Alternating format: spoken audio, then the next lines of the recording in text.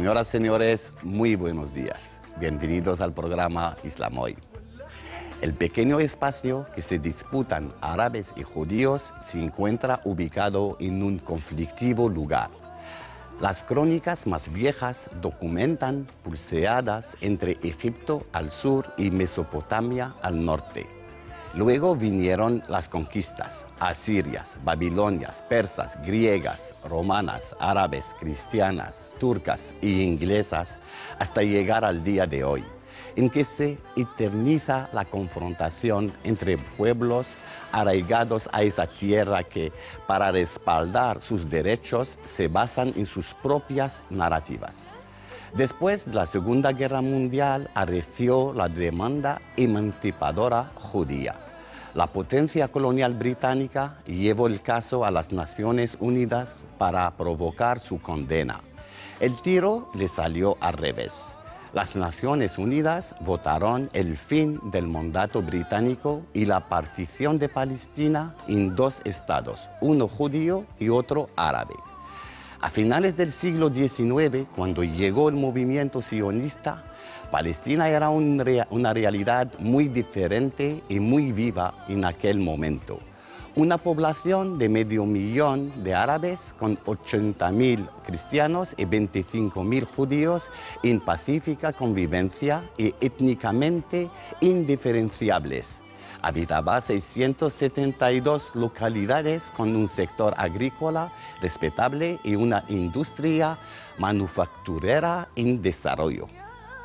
Truman, el presidente de Estados Unidos, en octubre de 1946, pidió públicamente que se lleve a cabo la partición de Palestina. En febrero de 1947, Londres reconoció el fracaso de su proyecto político, anunciando el fin del mandato para julio de 1948, donde decide someter la cuestión palestina a Naciones Unidas.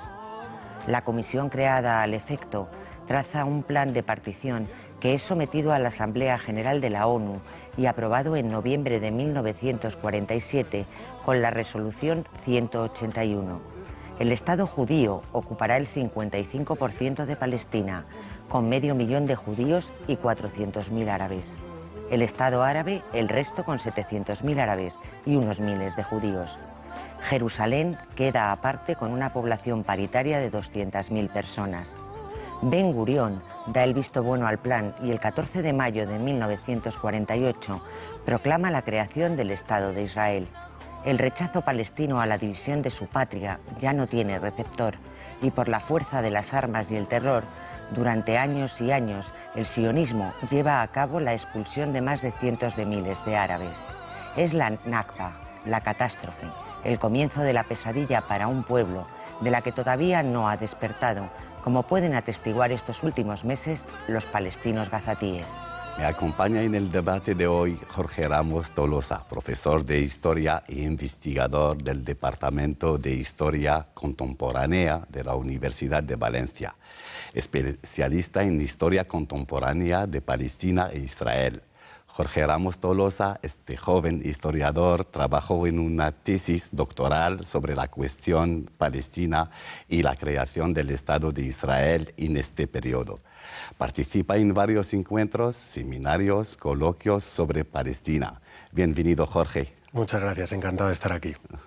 Jorge, 1948. 2014, 66 años del nacimiento del Estado de Israel. Son decenas de años con resonancias trágicas para el pueblo palestino. ¿Cómo se puede relatar desde el punto de vista de un historiador esa historia de los palestinos, pero desde el principio, es decir, al origen de este conflicto milenario? Explicar una cuestión tan compleja y prolongada, en la que se entrecruzan tantos mitos, estereotipos y esencialismos, no es tarea sencilla. Como escribió el poeta palestino Mahmoud Darwish, sí, hay una memoria del principio y un olvido del final, ¿no? Sí. Esta memoria del principio no se retrotrae a 2000 años atrás, ni es algo que tenga que ver con un choque de civilizaciones, un conflicto religioso, sino que este origen, este principio, tiene más que ver con el inicio del movimiento sionista a finales del siglo XIX, cuando este movimiento reclama Palestina como lugar donde crear un hogar nacional judío. Se trata de un nacionalismo judío de índole colonialista que se crea en Europa, y en este momento Palestina es un territorio que pertenece al Imperio Otomano, con numerosas ciudades, una sociedad multiétnica, multirreligiosa, de mayoría musulmana, con industrias, con una interacción económica con el exterior. Y entonces el movimiento sionista empieza a organizarse y a crear las denominadas aliyot, que son las oleadas colonizadoras, sus bancos, sindicatos, su ciudad más conocida como Tel Aviv, y busca el apoyo de una gran potencia. Cuando se desintegra el Imperio Otomano, ocupa Palestina el Reino Unido ofrece su apoyo al movimiento sionista y le ayuda a crear un preestado para Estado que conduzca a la creación de un Estado propio judío en Palestina. Estamos hablando entonces de la mitad del siglo pasado, ¿no? Estamos a mediados, ¿no? Sí, el mandato británico de Palestina cabe situarlo entre el final de la Primera Guerra Mundial y 1948. Sí. Un año antes de 1948, el Reino Unido no consigue resolver la cuestión entre el enfrentamiento entre el movimiento sionista y los palestinos y las palestinas, y entonces decide traspasar su responsabilidad sobre el territorio a las recién creadas Naciones Unidas. Entonces traspasó a la ONU la cuestión palestina y la ONU decidió algo, ¿no? ¿Qué ocurrió a partir de entonces? Bueno, 1947-1948 son unos años clave en la cuestión palestina, porque la ONU decide enviar un grupo de investigación para estudiar posibles soluciones al conflicto, y después que volviese este grupo de investigación, el UNSCOP internacional de Palestina, se recomienda la división, la partición de Palestina entre un Estado judío y un Estado palestino. Entonces, dos estados, eso era la resolución de 1948, ¿no? 29 de noviembre de 1947, exactamente. 47, sí. Y esta resolución también recomendaba la creación de una zona internacionalizada en torno a Jerusalén y la unión económica entre los dos estados, pero es importante destacar que esta resolución 181 quebrantaba el propio Tratado Constitutivo de las Naciones Unidas. ¿Por qué esto? Porque, según los artículos 73 y 80 de la Carta de las Naciones Unidas, no se puede tomar una decisión sobre un territorio no autónomo, como era en ese momento Palestina, sin consultar a la población. Es el derecho de autodeterminación. Entonces ya empezaron aquí ciertos desequilibrios en la cuestión de Palestina, ¿no?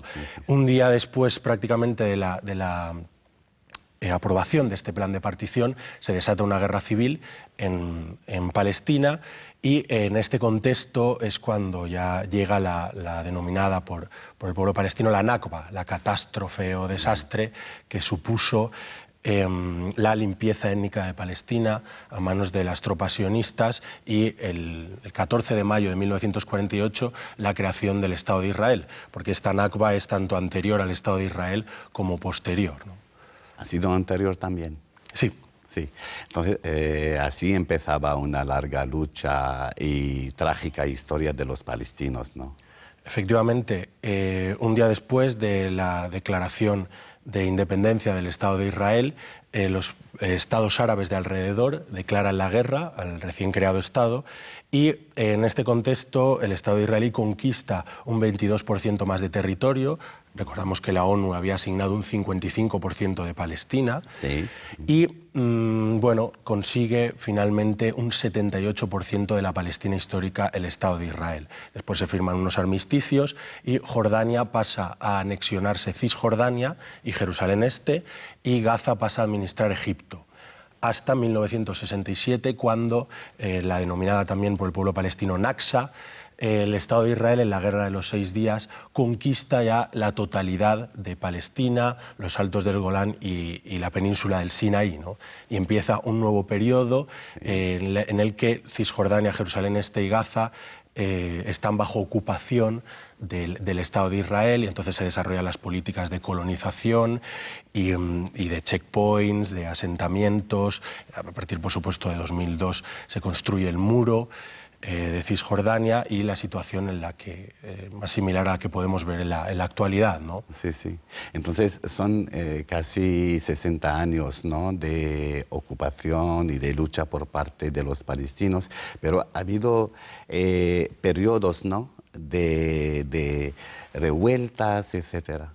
Sí, la verdad es que las primeras, ya desde la primera y segunda década del siglo XX, Sí. hubo revueltas, protestas palestinas contra el colonialismo sionista y luego después también contra ese pseudocolonialismo británico entre la Primera Guerra Mundial y 1948, y cada vez se fueron organizando más. Entre 1936 y 1939 hubo una gran insurrección palestina, Sí. que es el momento en el que una comisión de investigación británica propone ya la solución de los dos estados, en 1937, la Comisión Peel, y después de la Nakba, con la mayor parte del pueblo palestino en campos de refugiados, de países de alrededor, en Gaza, Cisjordania, empieza a desarrollarse la resistencia palestina, una resistencia que hay que decir que es muy diversa, sobre todo una resistencia popular, y que en los años 60 acoge la creación de la OLP, la Organización para la Liberación de Palestina, y después también tiene episodios muy importantes como es la primera intifada a partir de diciembre